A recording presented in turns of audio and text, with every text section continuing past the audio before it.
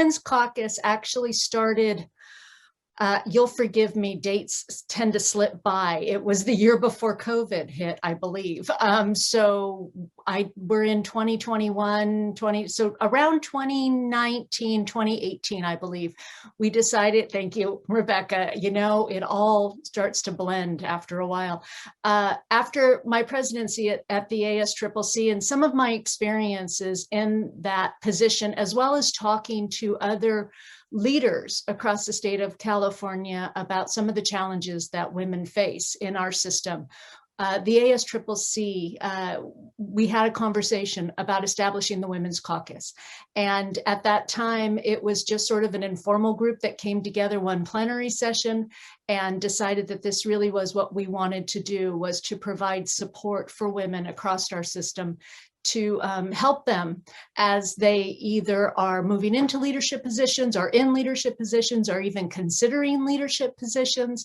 So we sort of got together, we created a very rough draft of what our goals were and our purpose, and we submitted that application to the Academic Senate's, California Community Colleges, their executive committee, and they granted us caucus status. And then we were able to meet the following, and caucuses, just for those of you who may not know, caucuses actually meet at the ASCCC plenary sessions, and that's the one time where folks can generally get together. So we were able to do that, I think, twice before COVID disrupted all of our lives and everything went virtual.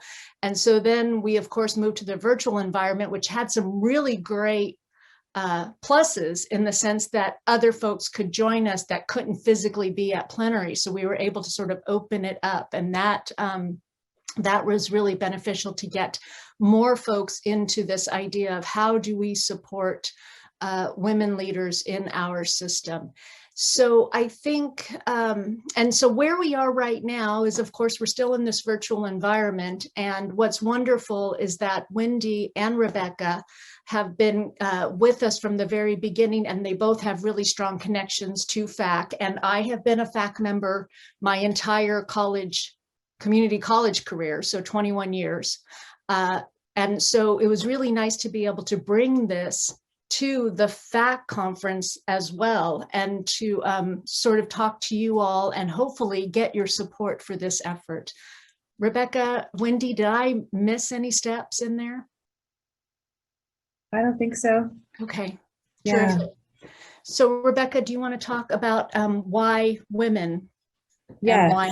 Yeah. So the women, it's an alternative, like feminist spelling of the word woman or women, trying to remove the association with man or men and make it its own meaning of adult female human being. This particular spelling first emerged in 1976 at the first annual Michigan Women's Music Festival, but you will also see it using an X instead of a Y as well. So it's just meant to be, I think, a bit more of an empowering form of the word.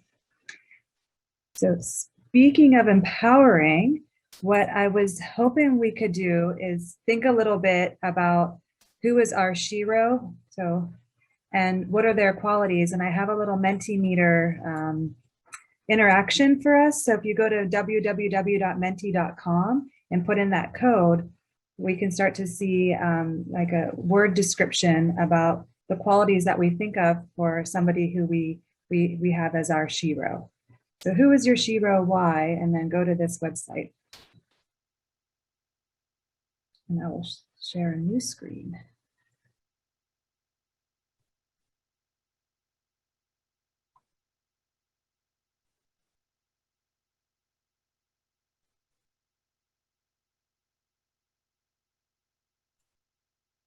Rebecca, I have the question's not open for voting. Yeah, let me do it right now. Now it's ready. Oh, geez, I was too quick. Yep. It should be open now. Quick question. Does the shero have to be a living person? No. Okay, great. Thanks. Yeah. Is it ready now? Is it working now, Wendy? I got to put it back in, but you got to put the thing back up. Okay, let me put the thing back up. I'm glad you understand me, Rebecca. The thing back up. I'll put this back up. So articulate. So hopefully it's open for voting now or for participation. It's not working for me, but I am the No. most technically challenged person ever. Then So it could be me. So let me try this one more time. All right.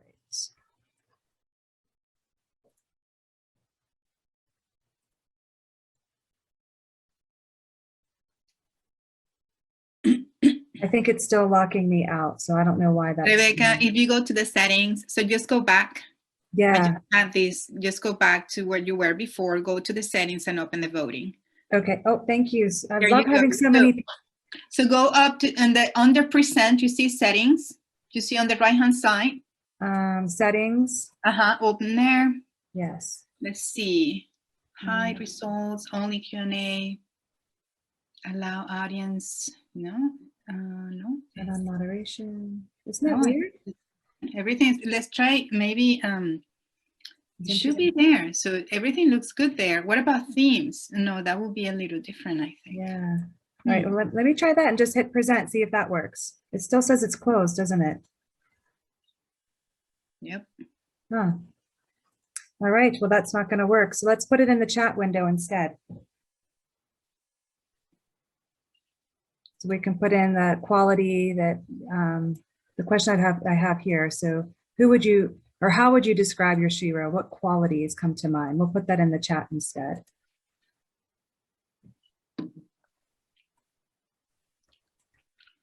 Well, I love seeing what's coming in here. Okay. Ooh, resilient, bold, brave, fearless, rebellious. These are beautiful. Smart, kind, hardworking, empathetic, unapologetic, fearless, smart, curious, generous, independent, freedom fighter. I love these. Generous, tenacious, wow, resolute, outspoken, willing to be vulnerable, protector, kind, compassionate and understanding, a giver, pathfinder, empathetic, open-minded. Grace Lee Boggs knows when to be visible and when to be invisible. Oh, that's beautiful. Compassionate, kind, fearless, advocator, bold. These are fantastic. I'm passionate, brave, lovely, supportive. I love what I'm seeing coming in here. Nice. Okay. I'm going to move us forward. Ella Baker. I love the names coming in too. This is fantastic. Does anybody want to comment on their shiro and why and who they're thinking of and why? Feel free to unmute yourself. AOC, yes. Sorry, I got excited. Yeah, you guys don't have to stay muted. I know it's a large group, but we hope that we can have conversation even though it's a large group. And by the way, we're like floored by the size of the group. So we love it. this is awesome that we have so many folks that are with us. So please unmute and speak, because we don't want to do the talking. We want to hear from you all.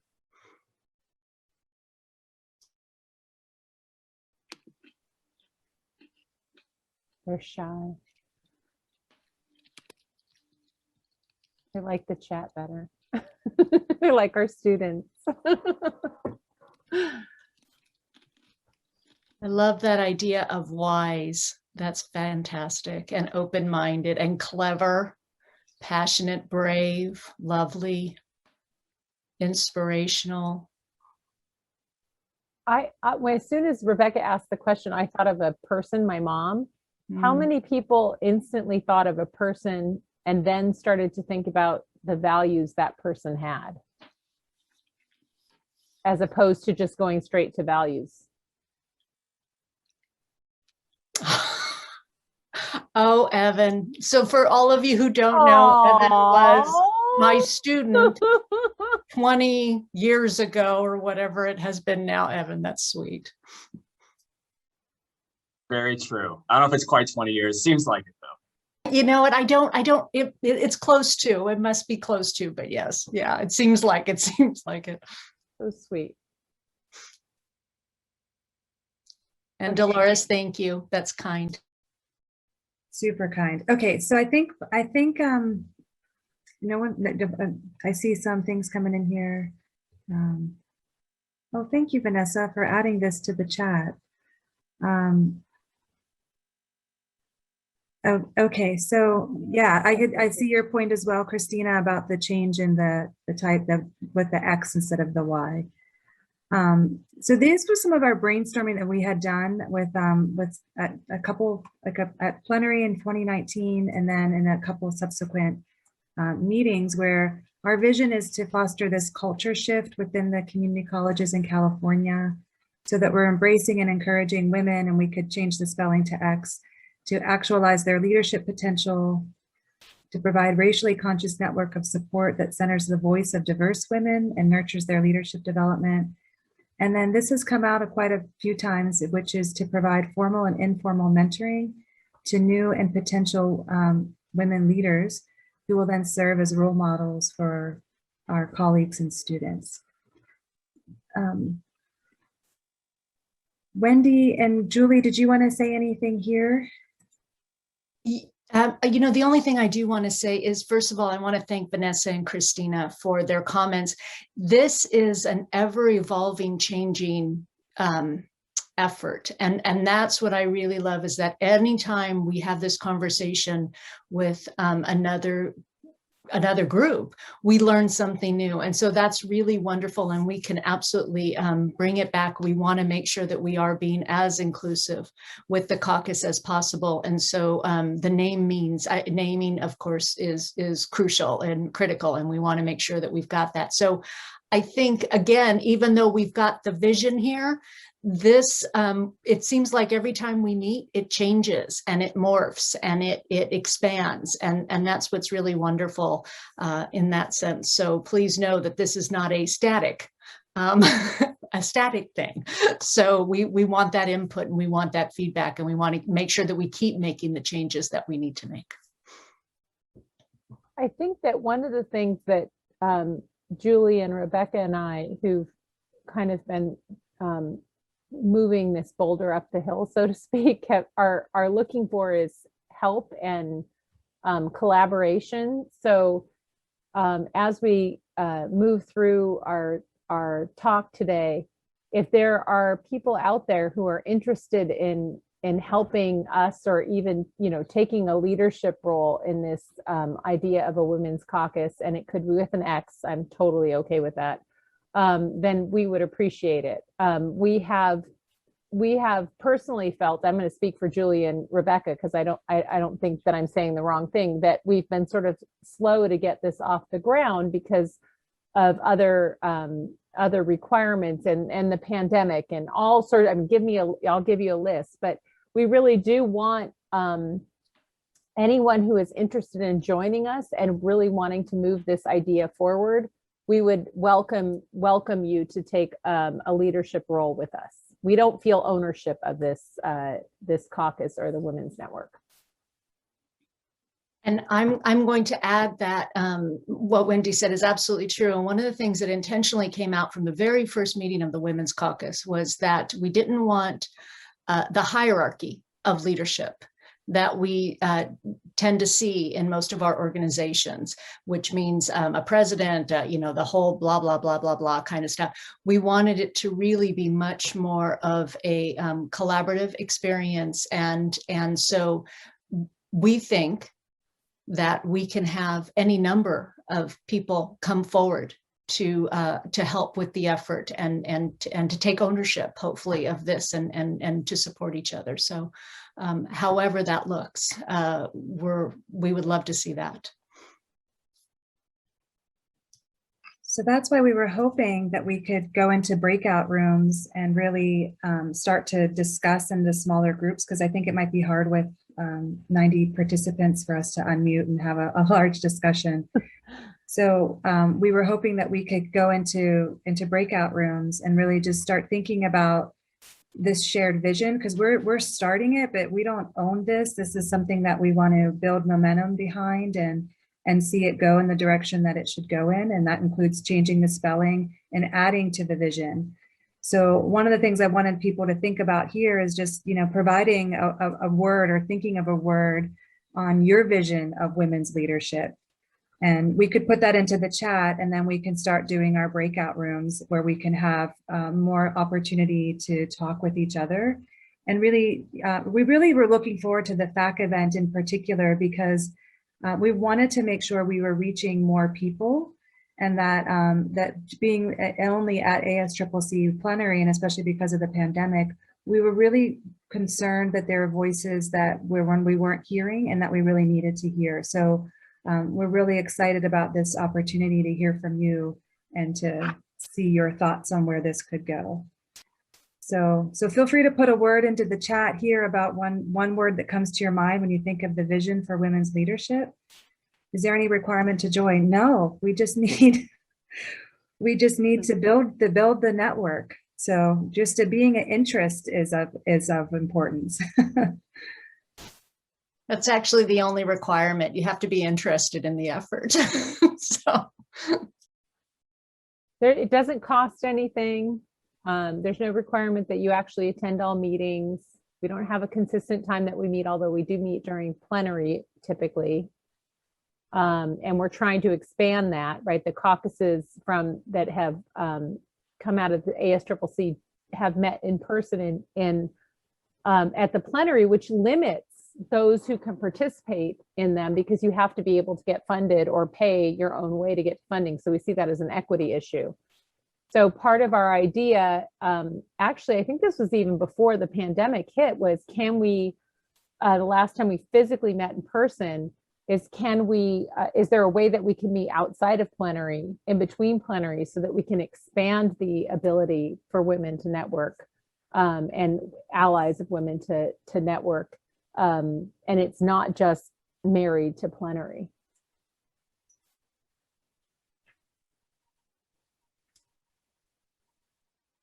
So Lydia, I think, is still here. I am. I looked and I still see just the original breakout rooms from earlier. Yeah, And no, so no problem. How many would you like? Well, I just created like eight rooms, but can I delete the other ones, or you still need those? Oh, you can delete them. Yes. No, I don't need them. Like the part-time, the student in the pack? Yes. Okay, I'm deleting them. Hold on, because I don't want to have people go there because they'll be like, what? Okay. while Wendy and Lydia continue to navigate the breakout third dimension, if you all would please, again, any thoughts on the women's leadership? And there's a question: how can you join the leadership? You have just joined. There you go. Oh, no. It's that easy. And Wendy and Rebecca and I, we want to stay involved, but it is more like, I think the boulder metaphor was appropriate. It has been a challenge for us because of all the other responsibilities. So we welcome more folks to help us roll that boulder up the hill, because once it gets to the top and goes down the other side, we think that momentum and the way that we just bring everybody along with us would just be phenomenal. So I just included an email address. That's our listserv, and you should be able to join through that listserv. If you have trouble, let me know, and I can help you. I'll put my email in the address let me put it in the chat also, or you can send me an email later, and I can send you a way to join. We pretty much have an email listserv that we're using to create a list of people, and then we'll send out our meeting notices through there. We probably need something like a website, which would be helpful. And if anybody has those skills and wants to help, we welcome it. Okay, Rebecca, I do have rooms when you're ready. Okay, so I think we're ready for the small discussion. So I know I have a lot of questions here, but I really want people to network, introduce yourself, talk to each other, discuss what you think this could go in terms of the direction of this women's leadership network. What skills do we think are necessary to help to support effective women leaders? How do we develop them? What strategies could we use to help empower diverse women in our community colleges? And what supports are going to be needed to help continue to move this forward. And as part of that, the last question is interconnected, because if there's systemic barriers in our system, like what could we do? And this is also, I want to plant the seed of thinking about, this is the Advocacy and Policy Conference. So if there's things that we can think about even as pushing it forward in a policy change direction, that would be fantastic. So all ideas are on the table. This is why we're here. And, so Wendy, oh, yeah. I'm sorry, Rebecca. Just Sure. let me add that there is nothing too small or too large. We talked about the fact that language is incredibly important. And one of the things that the caucus plans on doing and has done is to recommend to the ASCCC language shifts that we may need to take. So we're looking at our own organizations, we're looking at our own faculty organizations, we're also looking at the system in general, we're looking at our own colleges, we're looking at ourselves. And so I think anything and everything, so please use it as a brainstorming session. We want to hear all the ideas, calling out microaggressions, anything that you can think of, and then how do we put these structures in place? How do we get to the point where women in our system and in our colleges and feel supported? Because the other thing that we want to do is that, you know, we've got a whole bunch of new faculty in our system, and how do we then bring them into and support them as they grow and continue? I feel like I'm getting towards the end of my career. I'm feeling that a little bit, even though I know I have a few more years, but I start to look towards how do we bring others in and support them. So, okay, Rebecca, it's your show. Yes, so I think we're ready for the breakout rooms. And then what we'll do is we do want to get your thoughts down. So we'll put into the chat, once you're in your breakout rooms, a link to a Google Doc where you can record some of your thoughts so that we can capture your fantastic ideas, because I know they're there. So, all right, let's go. Thank you for staying. Thank you for talking in your groups together. I was excited to see things coming into the Google Doc for ideas. So I wanted to provide an opportunity for sharing. If anyone would like to share some of their thoughts from their group. Don't be shy, guys. I will share. I thought I had a really great team of awesome women, including Debbie, Yvette, and Vanjie, and Yasmin. And we were a very diverse group, and yet one common theme that we had was when we were looking at women who had inspired us, they were all coming from our natural lineage. So grandmothers, great-great-grandmothers, and the idea of strength and perseverance and sacrifice were things that were used to describe these awesome women. And then I think that we were, interestingly enough, I think the 3 or 4 out of our group talked about wanting to be in leadership, but wanting to be behind the scenes. And where does that come from? And why is it that women don't necessarily always want to be in the front? And yet we're very collectivistic in our approach to leadership and looking to dismantle, certain vertical ways of leadership. So those are things that I wanted to share about my really awesome team. That's fabulous. Thank you for sharing. I love that your team discussed about the leadership behind the scenes, because I agree with you. Go ahead. Does somebody else want to share? Okay. Good. Joe?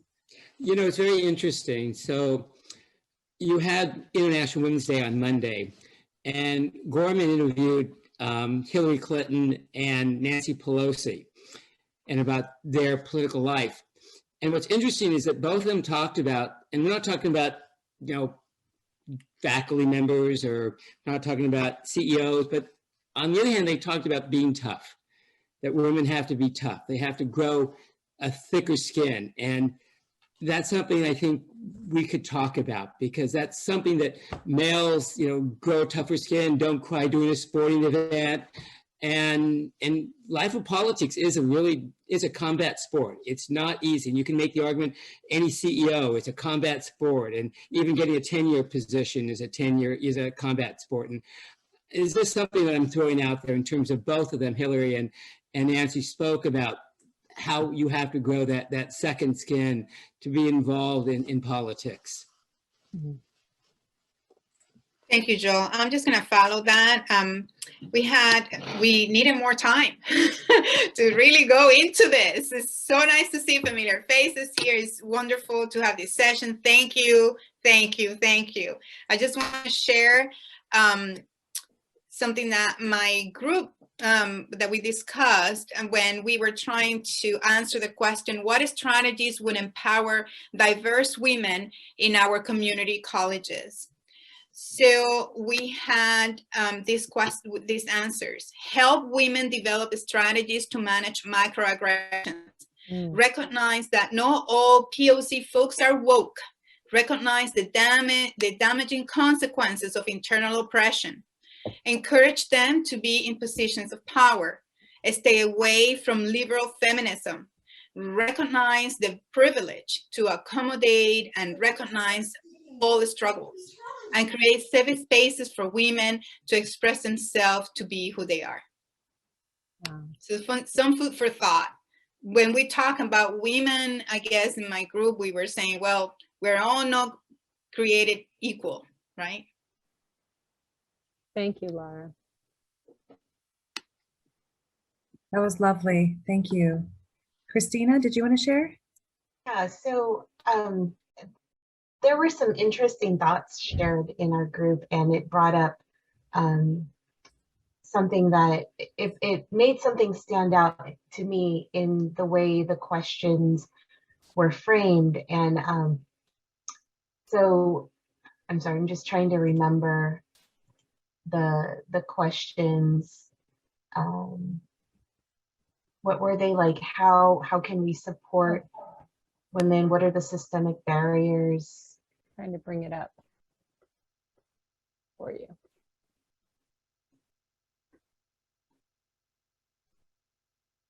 Oh, thank you, Rebecca. Oh, great. Yeah, so what skills are necessary to be an effective women's leader? How can we help women develop those skills? What strategies would empower diverse women in our colleges? What supports are needed for women's leadership? What are systemic barriers to women's leadership? And it struck me that they're all framed, they're aimed at supporting women in what we all acknowledge is an unwelcoming environment, or in a society that is not centered on valuing women.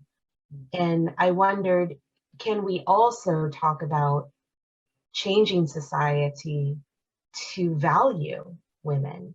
So instead of just giving us strategies to endure microaggressions, let's start telling society to stop microaggressing. I read this really interesting thing about headlines and language. There was this headline in 5 women is sexually assaulted, or 1 in 4 women is sexually assaulted. And they said they're still focusing on the women. What that headline really should say is men sexually assault 25% of the female population.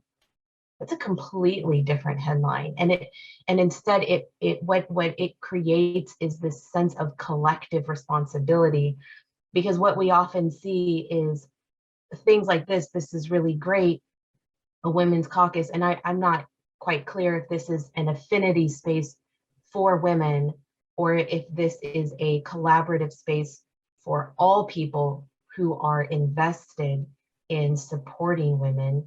And there's space for both, right? But I think shifting that conversation, shifting the focus of those questions helps everyone understand this isn't a women's problem. This isn't a problem for women to figure out.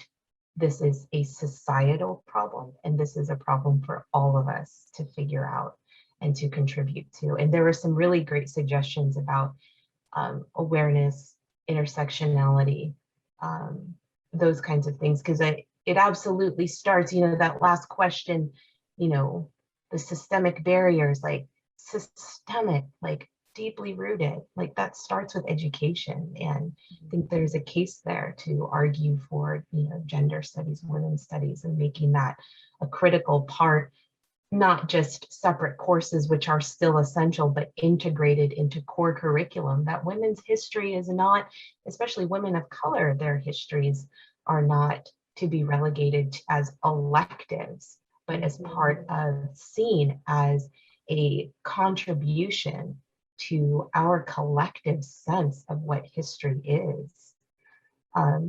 I just wanted to make a note about that, strategies to empower diverse women. I apologize to group 9, you already heard this, but looking back at integration and the images that we have of integration, those violent images of Black students being attacked as they were going into their schools. What I came across was thinking of that historical image and comparing it to what we endure now when we talk about diversity and what we experience now when we talk about equity. Women of color are not being violently attacked, entering into spaces that have historically not been created for them, but we are still experiencing, those microaggressions that were named earlier. We are still experiencing the unwelcoming and the unsafeness of those spaces. And it's not, the picture is not the same, but the sentiment is still there. And so I think seeing it through that lens, that lens of integration and what that was for Black students is particularly powerful. Christina, thank you for sharing all your thoughts there. I really appreciate those. I know we're kind of at the 5 o'clock hour, but we're happy to continue the conversation and go past the 5 o'clock hour, because I see Ruby has her hand up, and then Natalina as well. Mm-hmm. Can I mention something before Ruby and Natalina talk? I have put in the chat the email. I'll put it in again. If you'd like to subscribe to our listserv, you can always unsubscribe, but you just send an email to that email address, and then you will be on our listserv. And then when we have our next meeting, we'll let you know. And we're definitely looking for some brave, amazing leaders. Christina, you would be amazing to help us. We don't want to have this hierarchy. We want to have several leaders that and have more of a circle of support and create a different structure. So if you're interested, please email me or Rebecca or Julie Bruno, or put it in the chat that you're interested in helping us figure this out and develop this leadership network, and we will reach out to you for planning. Thank you. Sorry to interrupt, Rebecca.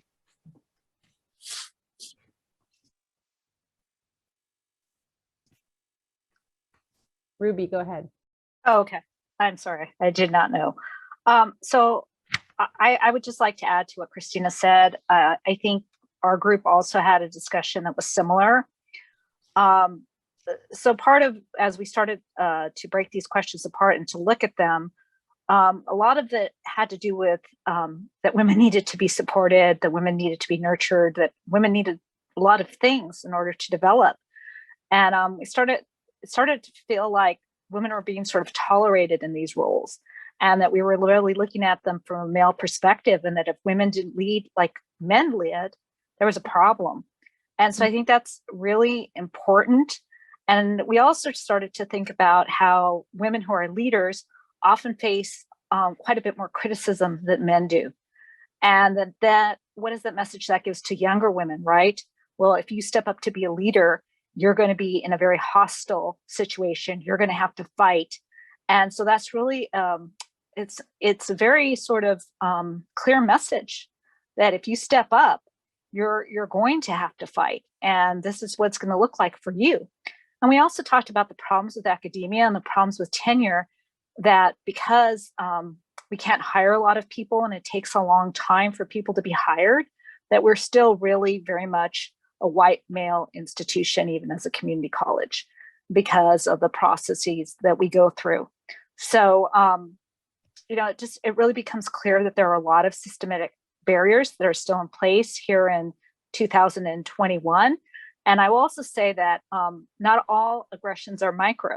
I know that certainly I've been exposed to aggressive behavior that I would not consider micro.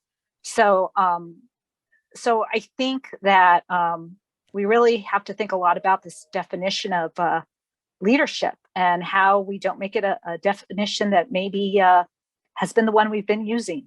So that's what I would add. Thank you for that. Natalina, I think you're next. Yeah. Yes. Okay. So I was just going to follow up something that Christina said, and then I'm going to follow up something that Ruby said, and tied it up to my group. I know Christina says that that is not, the violence is different these days, but I think it's still the same. You know, if you look at the police reports and the killing of especially transgender women that are African American and Black, and it's huge. That so this violence continues. Okay, we heard about it. Why say her name? Because we all know about George Floyd. We all know about Erica Garner, Mike Brown, But then when you get to a lot of women, they're not mentioned. Okay, so in this context, so that's what I was going to tell Christina, that is still a lot of stuff. And Ruby was talking about leadership style. Okay, and we all know, right? I hope we all know that women have a different leadership style than men. We do things different, right? And a lot of people don't like it. And some people usually say, oh, you're so aggressive, right? In a negative sense of the way. Or some people just describe you. They cannot say that, oh yeah, she have great ideas or intelligent.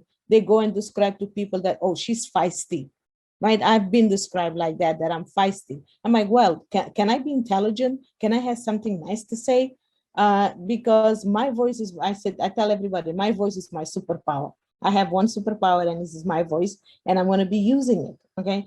And in my group, I think I kind of like dominated. I know you popped in a little bit, Rebecca, because we have one of our participants that said that he doesn't see the fuss about us doing the fuss about women, because his college, he has been on 30 years that he has been teaching at the community college.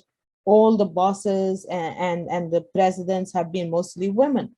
But that, that's not the reality of the world, right? It's not that. I told them that we still get paid less, right? Even I know Ruby's part of that women caucus that brought a resolution to pay the presidents and the deans the same women, female deans, the same as their male counterpart, because it's not doing that. So we have a lot to go. Besides, talking about how leadership would look like, we have to decolonize a lot of people's minds, because they still believe, oh, because I have 4 women president, doesn't mean that equates to it, right? That whatever Hillary Clinton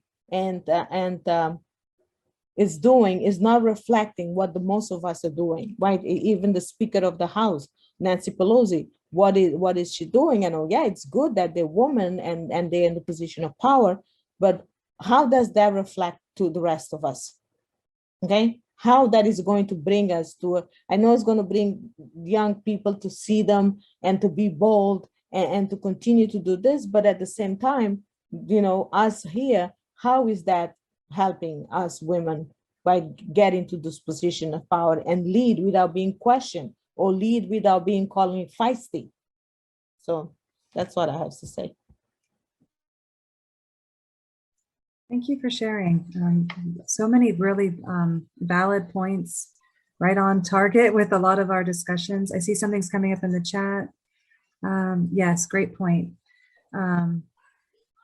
You know, it's one of the UN Sustainable Development Goals is gender issues and the gender disparity around the world. So not that it gives us comfort to know that this is still such a global issue, but we know that it is. So a lot of what you said, I think, reflects a lot of the complexities that people don't understand about gender inequality in our country and in many other places. So I think something else is coming up into the chat. Yeah, there's a lot of terms about being assertive or aggressive or bossy, or I'll just say it, she's a bitchy woman, right? I mean, that's what you often hear about women in leadership roles. Can I teach you something about that word? B-I-T-C-H?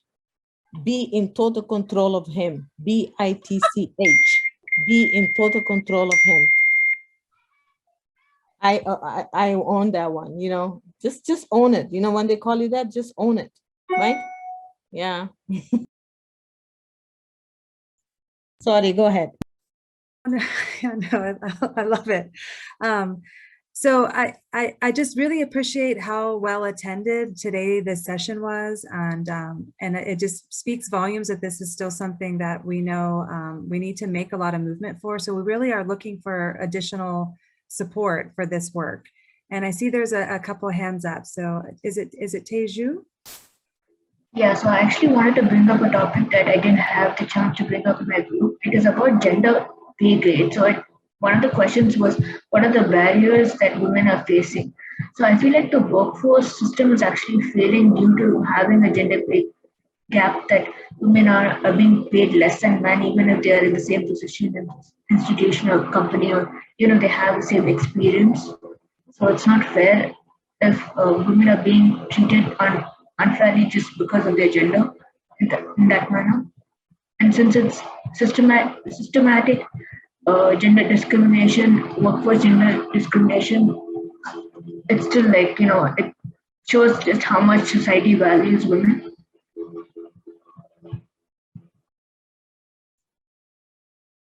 Thank you for that. Absolutely super important. One of the hopes that I have is that we just saw in the stimulus package, they're supposed to be giving families money for children. There's so much recognition in how much lost wages women have just related to family care, responsibilities. So there's absolutely a lot more that can be done with the gender pay and all of that. So I see there's a message that comes up here in the chat. Would you like to speak? Oh, okay. I'll just read what I put in the chat. I put, women need to be allowed to exude their power the same way as men, because as political science has shown us, most women in positions of power don't exude their power all that differently from men. It's just the misogyny making them see women's authority differently. You got an A already, Cora. I love to see it. Yes, that's well, yes, thank you for sharing that. Okay, Wendy, Julie, where do you think we should go from here?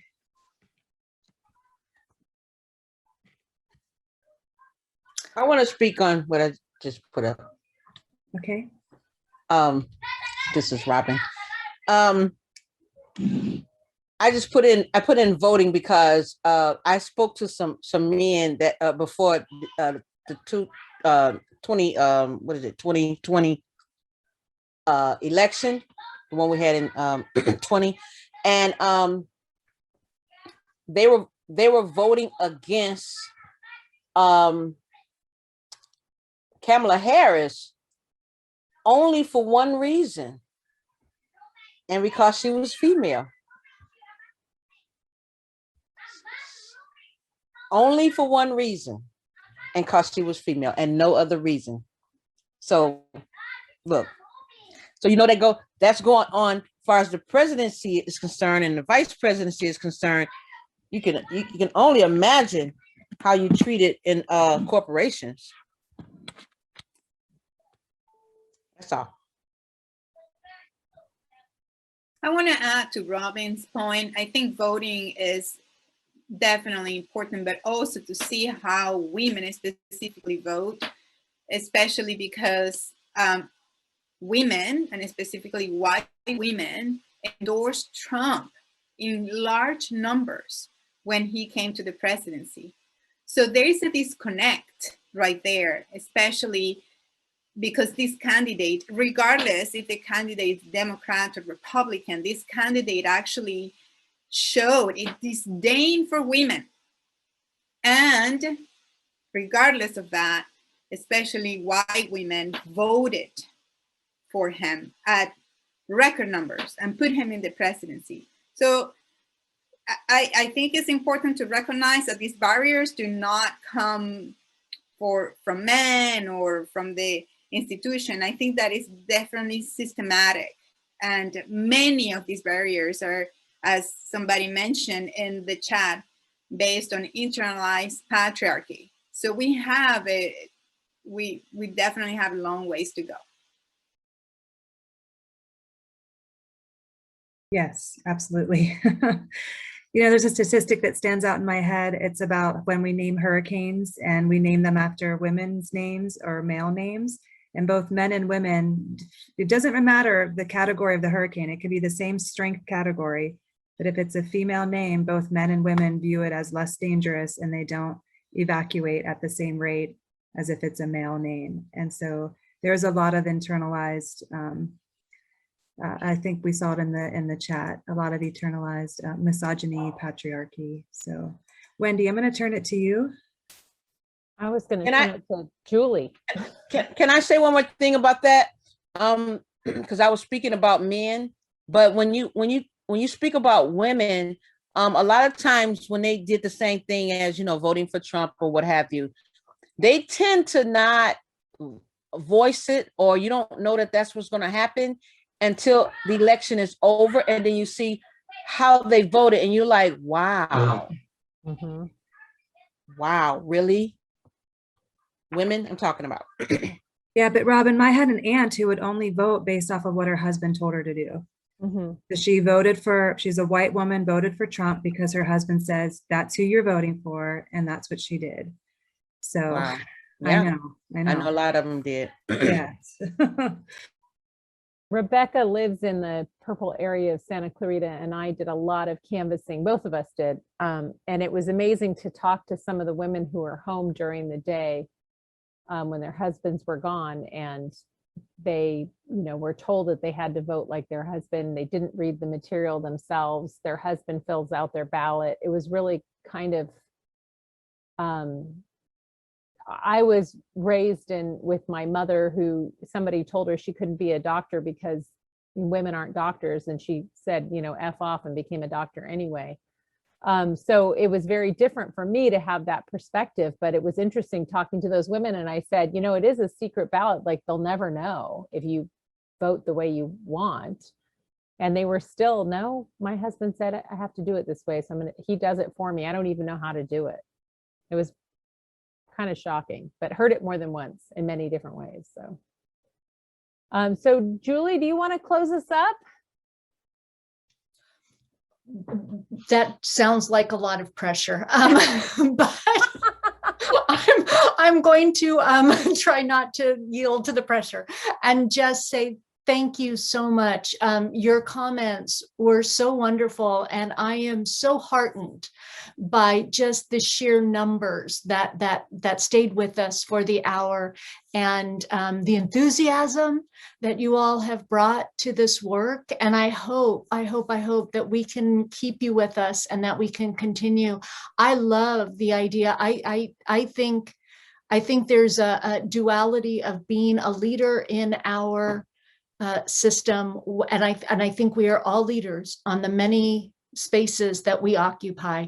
But I think there's a duality. I think that we are functioning in a patriarchal system while trying to change it at the same time, so that we value women's leadership in that system. And I know that we have people across the system that are doing that work, in their own way, individually. And if we can bring ourselves, if we can collectively take all of our power, and it will just be exponential if we can get movement on this. So you all have brought me hope and gratitude, and so I want to thank you for that. And I'm going to turn it back over to Wendy, because theoretically this is her gig. So so Wendy, it's up to you now. Thank you, Julie. I so appreciate that. So we want to continue the conversation. We intend to meet on a regular basis. Originally, those of you who joined us late, this originally came out of the Women's Caucus, out of the ASCCC, and was just at plenary in order to democratize the conversation and allow others to participate and have access. We didn't want it to just be a plenary event, because you had to be able to afford to get to plenary. We want everybody who's interested in being an ally for women, and that means not just meeting at plenary. So we have a listserv, which I've been told by my younger friends is a little dated, but that's okay. They're going to help me get into this century. I've posted the email address several times. You just have to send an email to that and you're automatically added to the listserv. I think it sends you back a thing, are you sure? And you say yes. And if you do, then when we have meetings, we will be emailing out when the meetings are. We intend to be virtual for a while. And we are looking for people who want to join us in planning meetings and planning what we should be doing with this. So if you have an interest, email one of us and we'll reach out to you, because we don't feel that we have ownership of it, and we want to make sure that we're flattening that hierarchy. So Rebecca, anything we missed? Thank you to Rebecca for creating our activity in our PowerPoint. She saved Julie and I, who got a little busy. And the other thing is, just one last thing, please tell all your friends. Yes. Right? Just bring everybody along. We'll just collectively open our arms and embrace all. So please, everybody and anybody that you think could be interested, even if you're not sure that they're interested, please tell them about us. Just share the email address and that's how we'll let them know. Yeah, so thank you all for being here. Thank you for sharing. And this is exciting. I'm so happy we had so many people. This is wonderful. We did. Thank you, everybody. Have a wonderful evening, and we'll see you tomorrow morning at 10 o'clock for a little bit more FAC advocacy. And then next week we have the week of action. So you'll learn more about that tomorrow. Thank you. Everybody have a good night. Thank you. Hi, everyone. Bye, We love you. Bye, everybody. Thank you. See you tomorrow. Good night. See you tomorrow. See you tomorrow. See you tomorrow.